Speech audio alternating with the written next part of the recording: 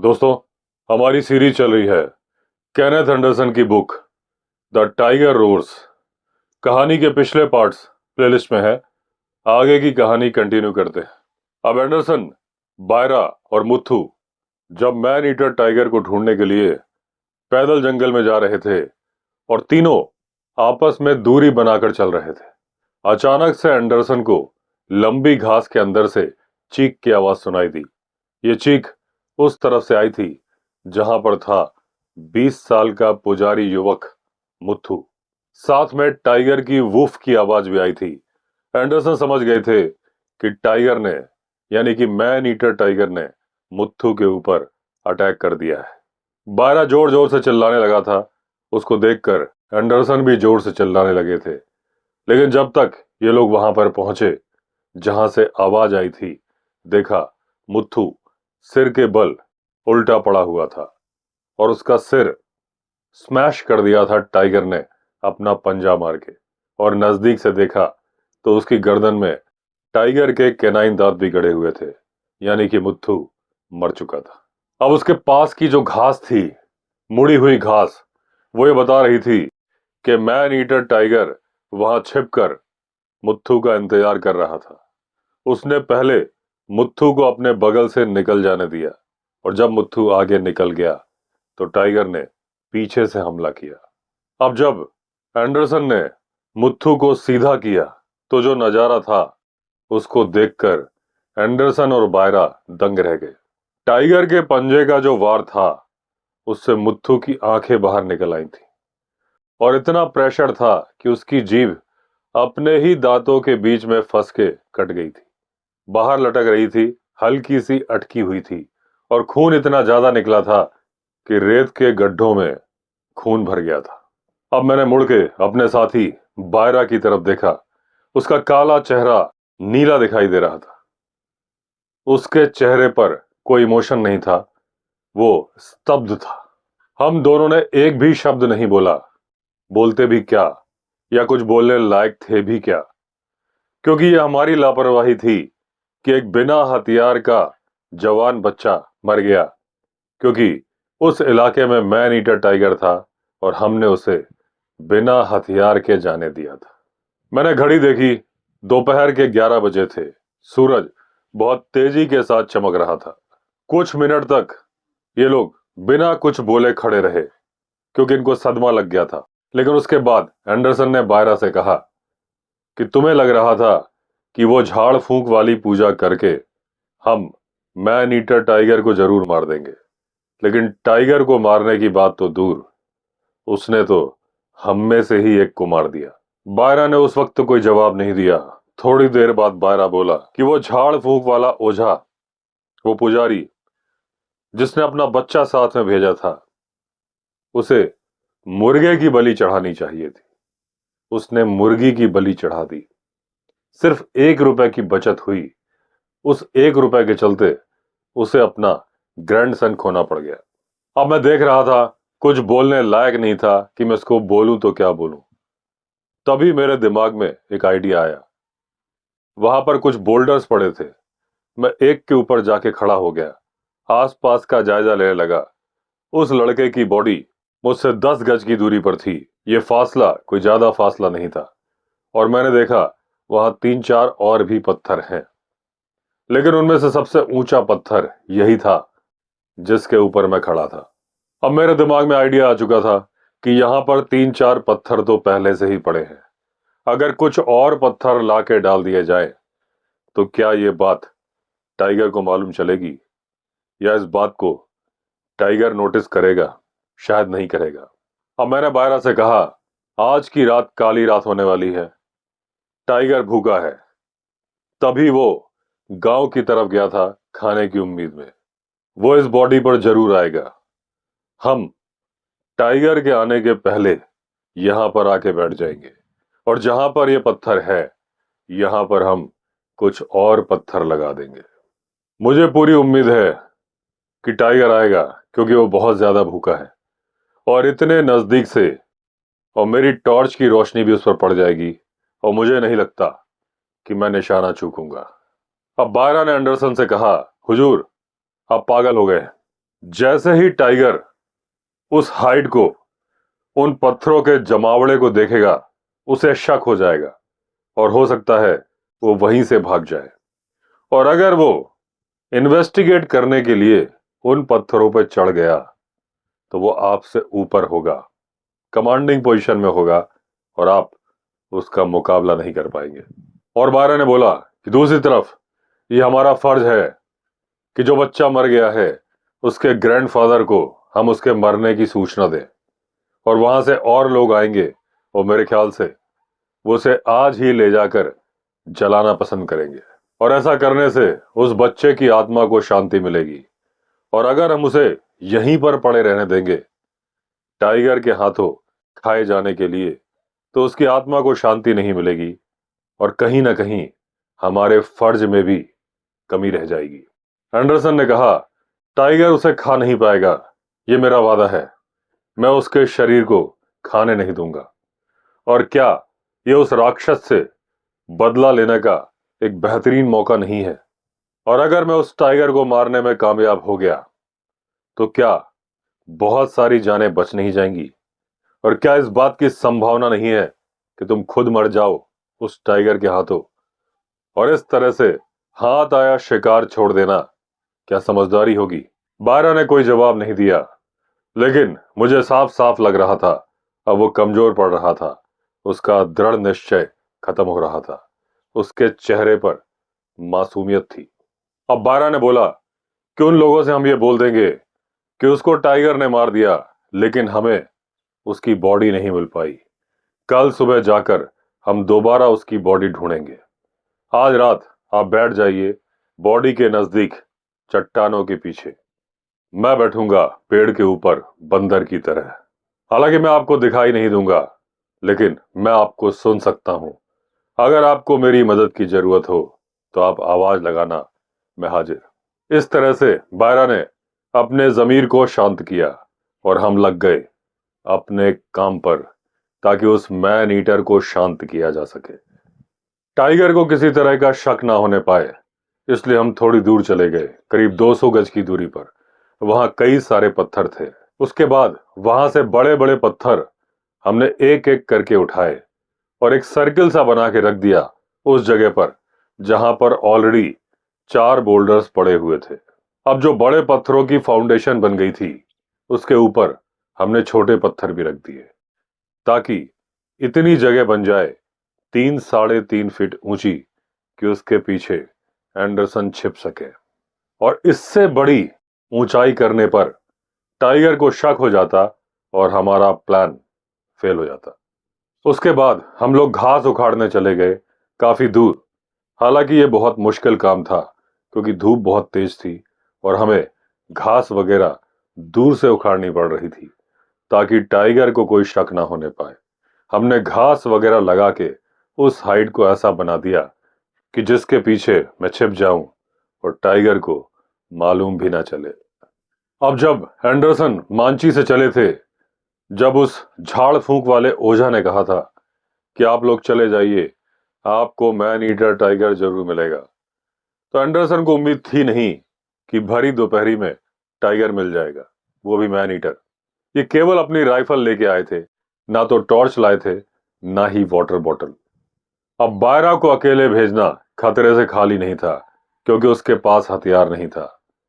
या तो हम दोनों साथ में जाते या फिर मैं अकेला जाता और बायरा को पेड़ के ऊपर बैठा देता। लेकिन ऐसा करने पर इस बात की पूरी संभावना थी कि टाइगर बीच में वापस आता और मुत्थू की बॉडी को कहीं और ले जाता, ऐसी जगह पे जहां हम उसे ढूंढ नहीं पाते।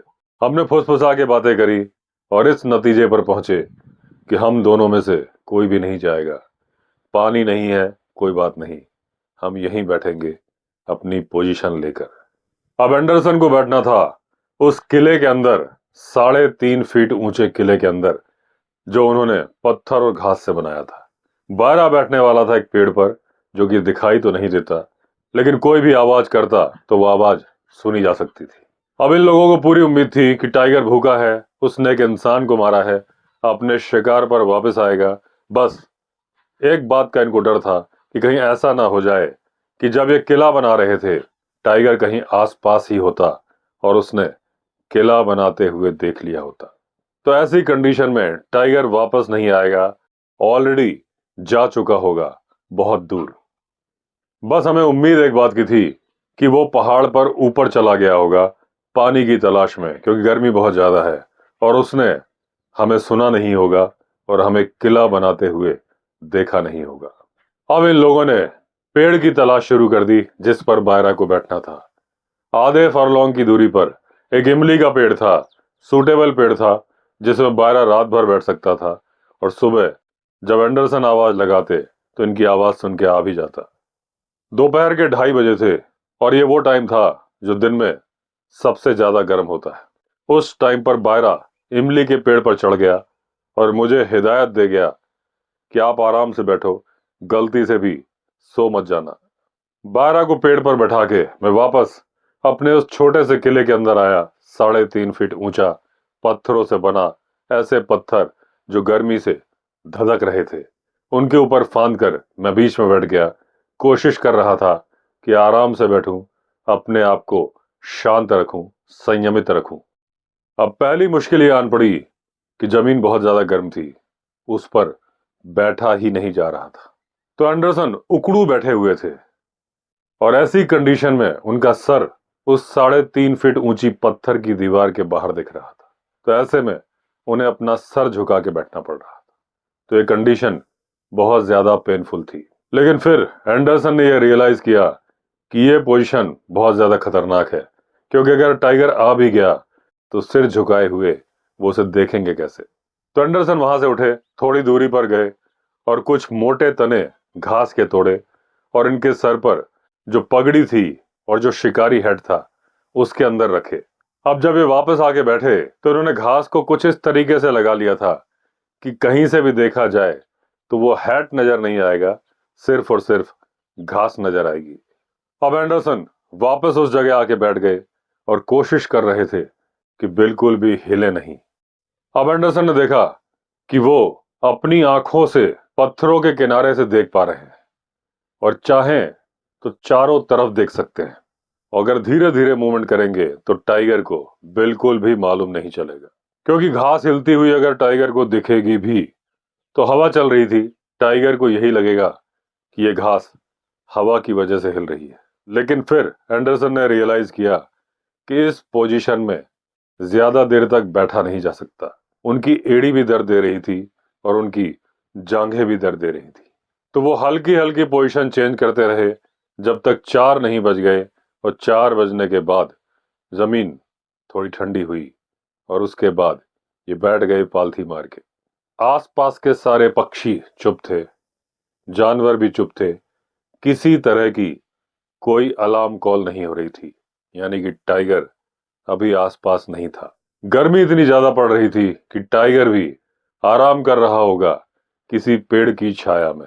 इस दौरान मैंने केवल 2 मूवमेंट देखी थी। जब एक जाइंट इगुआना लिजर्ड मुत्थू की बॉडी के पास से जा रही थी और जब उसने देखा कि यह इंसान की बॉडी है, वापस लौट गई। और दूसरा एक अजगर एक पेड़ से लटक रहा था, गिलहरी को देखकर झपट्टा मारा और गिलहरी को उसने मार के निगल लिया। पहले तो मुझे सिर्फ गिलहरी दिखी थी, मुझे वो पायथन दिखा ही नहीं था। जब उसने उसको पकड़ लिया झपट्टा मार के और क्वाइल बना के लपेट लिया, तब मुझे मालूम चला कि यहां पर तो अजगर है। अब शाम के 5 बज चुके थे, मौसम ठंडा हो चला था, और तब एंडरसन को याद आया कि इन्होंने सुबह से पानी नहीं पिया है और इनके पास पानी है भी नहीं, यानी पूरी रात प्यासे बैठना है, और जब तक कल मांची ना पहुंच जाए इनको पानी नहीं मिलेगा। तभी मुझे दूर से एक पक्षी की आवाज सुनाई दी जो कि कर रहा था अलार्म कॉल, और तभी उसके साथ एक दूसरा पक्षी भी बोलने लगा उसी तरीके से। धीरे धीरे उन पक्षियों की आवाज एक दूसरे के नजदीक आती जा रही थी और फिर ऐसा लगा कि दोनों पक्षी एक दूसरे के पास आ गए। ये 2 मेल थे जिसमें शायद एक शक्तिशाली था और एक दूसरा कम शक्तिशाली।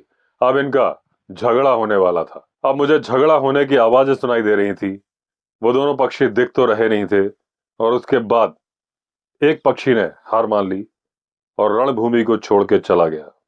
अब जो पक्षी वहां से चला गया उसके उड़ने की आवाज मुझे सुनाई दी। वो नीचे की तरफ जा रहा था और जो पक्षी वहां पर रह गया वो अपनी विजय की उद्घोषणा कर रहा था, वैसी ही कॉल करके। एंडरसन का काफी समय बीत गया इस लड़ाई के बारे में सोचने में, और उसके बाद 5:40 हो चुके थे। अब जंगल से तरह तरह की आवाजें आ रही थी, यानी कि जंगल एक्टिव हो रहा था। कहीं से मोर की आवाज आ रही थी, कहीं से जंगली मुर्गे की आवाज आ रही थी, और कहीं से आवाज आ रही थी बुलबुल की। इस तरह की आवाजें मैं बहुत ज्यादा पसंद करता हूं, एंजॉय करता हूं, लेकिन आज वो टाइम था नहीं कि मैं एंजॉय कर सकता। मुझे पूरी तरह से अलर्ट रहना था, क्योंकि मुझे मालूम था कि मैन ईटर को याद है कि उसने अपना शिकार कहां छोड़ा है। वो किसी भी वक्त आ सकता है। तभी दो अलग अलग इलाकों से लंगूर की कॉल आने लगी। ये अलार्म कॉल तो नहीं थी, लेकिन बेचैनी भरी कॉल थी। हूप हूप की आवाज निकाल के वो यहां से वहां कूद रहे थे। मैं उनको देख तो नहीं पा रहा था, लेकिन उनके यहां से वहां कूदने पर जो थड़ थड़ की आवाजें हो रही थी वो मुझे साफ सुनाई दे रही थी। और मुझे बहुत खुशी हो रही थी कि मेरे आसपास 2-3 ग्रुप हैं लंगूरों के, क्योंकि हर ग्रुप का एक वॉचमैन होता है जो पेड़ के ऊपर बैठता है, दूर तक निगाह रखता है, और उसको टाइगर दूर से ही आता हुआ दिख जाता है और वो करेगा अपने ग्रुप को अलर्ट, और उससे मुझे भी मालूम चल जाएगा कि टाइगर चल पड़ा है। अब सूरज डूब रहा था मेरे पीछे की पहाड़ी पर, और पहाड़ी का शेड मेरे सामने आ रहा था। अब घास, पत्थर, पेड़ जो साफ साफ दिखाई दे रहे थे, अब वो ब्लर होने लगे थे। अब दूरियां खत्म होती जा रही थी, क्योंकि दूरियों में कुछ बचा ही नहीं था देखने के लिए। केवल नजर आ रही थी तो आसपास की कुछ झाड़ियां। अब चारों तरफ चॉकलेट कलर आ गया था, और मुत्थू की बॉडी जो मुझे साफ दिखाई दे रही थी धीरे धीरे अपना शेप चेंज कर रही थी, यानी अंधेरा आ रहा था और मुझे प्रॉपरली दिख नहीं रही थी। तभी मुझे चमगादड़ के चीखने की आवाज सुनाई दी। एंडरसन ने अपनी हेड के ऊपर जो घास लगा रखी थी वो उसका मुआयना करने आए थे कि ये नई घास कहां से आ गई जो पहले तो यहां होती नहीं थी। तभी एक नाइट जार मेरे सामने वाले पत्थर पर आके बैठ गया। इतना नजदीक था कि अगर मैं अपना हाथ आगे बढ़ाता तो उस नाइट जार को पकड़ सकता था, लेकिन उस नाइट जार को एंडरसन की प्रेजेंस मालूम नहीं चली। इस बात से एंडरसन बड़े खुश हुए कि वो इतनी शांति के साथ बैठे हैं कि बगल में बैठे पक्षी जो कि रात को देख सकता है वो भी उन्हें नहीं देख पाया। अब नाइट जार अपनी रेगुलर चक चक की आवाज निकाल रहा था। तभी उसकी निगाह पड़ी मुत्थू की बॉडी पर, और डर के मारे वो उड़ गया। अब थोड़ी दूर से उसकी आवाज आने लगी। अब नाइट जार ने एक सुरक्षित जगह तलाश ली थी जहां से उसे मुत्थू दिखाई नहीं दे रहा था। अब चारों तरफ अंधेरा आ चुका था। एंडरसन को कुछ दिखाई नहीं दे रहा था, और वो बेचारा मुत्थू जो कि मरा पड़ा था अब वो भी नहीं दिख रहा था। अब आज की रात अंधेरी रात थी। जो भी रोशनी होनी थी सितारों की होनी थी, और सितारे भी कम ही नजर आ रहे थे। एंडरसन ने अपना सर ऊपर उठा के देखा तो उन्हें ज्यादा सितारे नजर नहीं आए, क्योंकि आसमान में छाए थे बादल, और जिसकी वजह से तारे नजर नहीं आ रहे थे। आज की रात परफेक्ट रात थी मैन ईटर के लिए कि उसे मेरी पोजीशन मालूम चल जाए, मेरी प्रेजेंस मालूम चल जाए, और वो मुझे ऐड कर ले अपने फूड मेन्यू में, यानी कि मुत्थू के साथ मुझे भी खा ले। यानी कि आज रात मेरी जान मैन ईटर टाइगर की दया पर थी, क्योंकि वो मुझे देख सकता था, मैं उसे नहीं देख सकता था। अब ये ख्याल मन में आने लगा तो मुझे डर लगने लगा, और धीरे धीरे कपकपी आने लगी कि मैं क्यों इतना बेवकूफ हूं कि मैंने बॉडी के इतने नजदीक अपनी जगह चुनी, और वो एक्सपीरियंस पुजारी जो कि शिकारी है, जिसका कि नाम है बायरा, उसकी सलाह मैंने क्यों नहीं मानी। अब मेरा मन कर रहा था कि मैं बायरा को आवाज लगाऊं और जल्दी से भाग के चला जाऊं उस इमली के पेड़ के नीचे जहां बैठा है मेरा दोस्त जो कि है जंगल मैन। अब मुझे अंदर से सफोकेशन फील होने लगा। ऐसा लग रहा था जैसे पैनिक अटैक आ रहा हो। क्लाउस्ट्रोफोबिया के सारे सिम्टम्स नजर आ रहे थे। बहुत ज्यादा पसीना, बहुत ज्यादा बेचैनी। पसीना मेरे चेहरे से टप टप करके गिर रहा था। दूर से एक हॉर्न आउल उल्लू की आवाज सुनाई दी और तभी चीख सुनाई दी एक सांबर डियर के स्टैग की। अब ये इसलिए पहचान गए थे कि ये जो चीख थी यानी कि मरने की आवाज थी सांबर के स्टैग की थी, क्योंकि अगर मादा सांबर चिल्लाती तो उसकी चीख थोड़ी पतली होती, स्पॉटेड डियर की चीख एकदम अलग होती।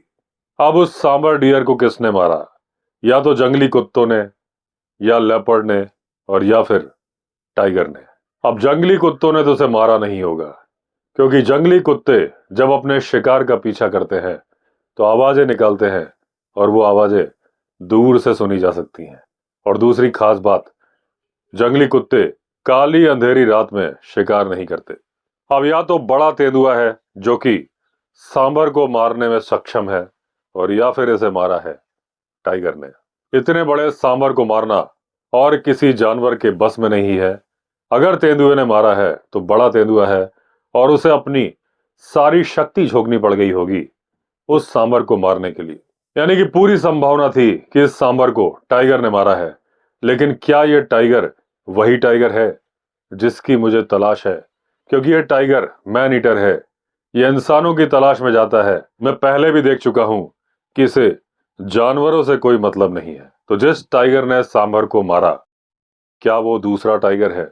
लेकिन मुझे यह भी मालूम था कि मैन ईटर अकेले इंसानी शिकार पर सरवाइव नहीं कर पाएगा, क्योंकि उसके शिकार में काफी टाइम हो जाता था।